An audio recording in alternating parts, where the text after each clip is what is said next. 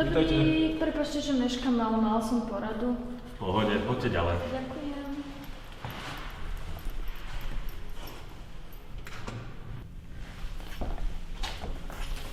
Nech sa páči, kľudne si sadnite. Dáte si niečo? Kávu alebo čaj? Čaj vás poprosím. Čaj už nemám.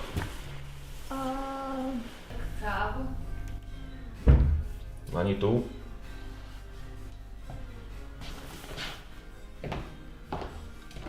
A už sme sa dlhšie nevideli. Ako sa máte? Ale ujde to.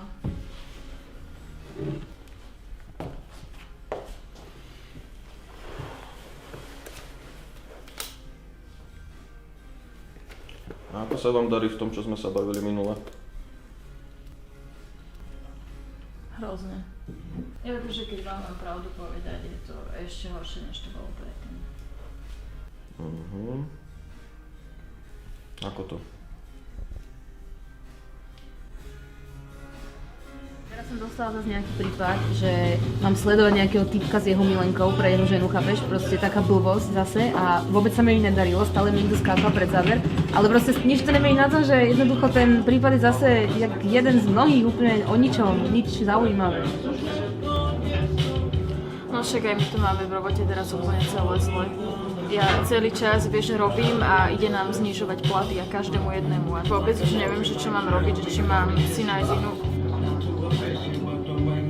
A inak, všimla si, že nikto vôbec v poslednej dobe nerecykluje? Že normálne pred barákom som si všimla, že absolútne nikto nerecykluje. No však ani my vôbec nerecyklujeme. A teba sa keď ti nájde Wi-Fi na? Vidíte? A takto dopadlo aj to naše minulé stretnutie. Že hľadám si nových kamarátov a vždy to dopadne takto. Takže ono je to super, že ste sa pokúsili o to, o čom sme sa rozprávali minule. Ale ide aj o to nájsť si tých správnych ľudí, s ktorými v podstate budete zdieľať nejaké...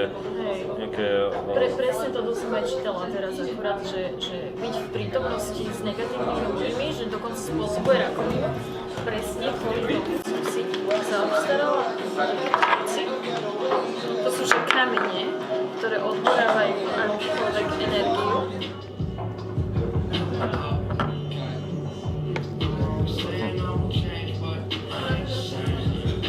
No ako som vravel, bolo by dobré si nájsť nejakých normálnych ľudí a nájsť si aj nejaké hobby, na ktoré budete chodiť a tam sa s nimi zoznámiť na základe nejakej spoločnej skúsenosti, na základe nejakých spoločných koníčkov a potom aj tie vzťahy budú trošku hlbšie než to, čo sme tu videli dnes.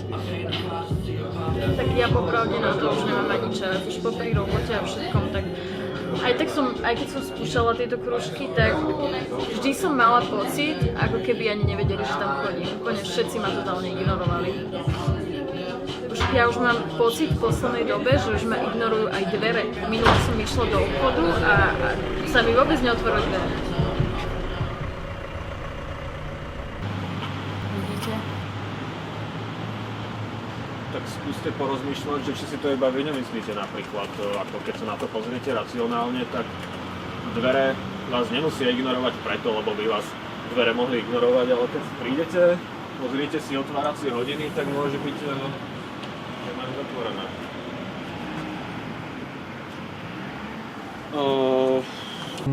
Bohužiaľ už to vyzerá tak, že sme pre dnes skončili. Ale ešte ma napadlo, som vám chcela povedať, že čítala som akorát minulý týždeň niečo o tom, že v zahraničí existuje nejaké zamestnanie, že osobný nakupovač a si predstavte, že reálne, že dostanete zaplatené za to, že nakupujete. Nuž. Nie je to super, že proste fakt, že nemusíš nič robiť, len nakupuješ bežné veci a... Hej, platiť si za niečo, čo si v podstate človek môže spraviť aj sám, ale však nevadí, poďme už.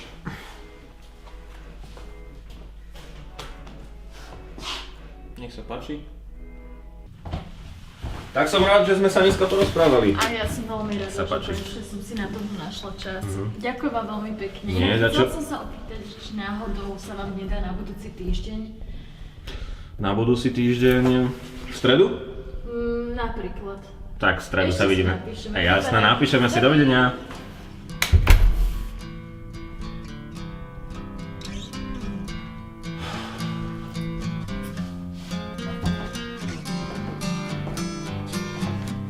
Throwing candy out to the crowd, dragging down the lane.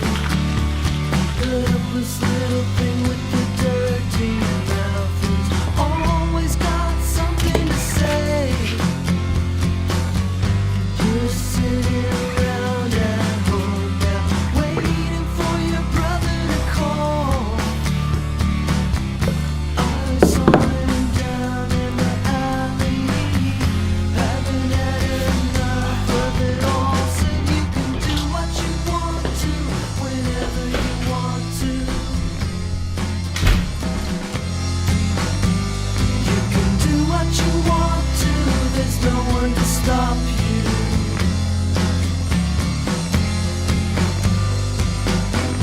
All spit and spite you, up all night and down every day.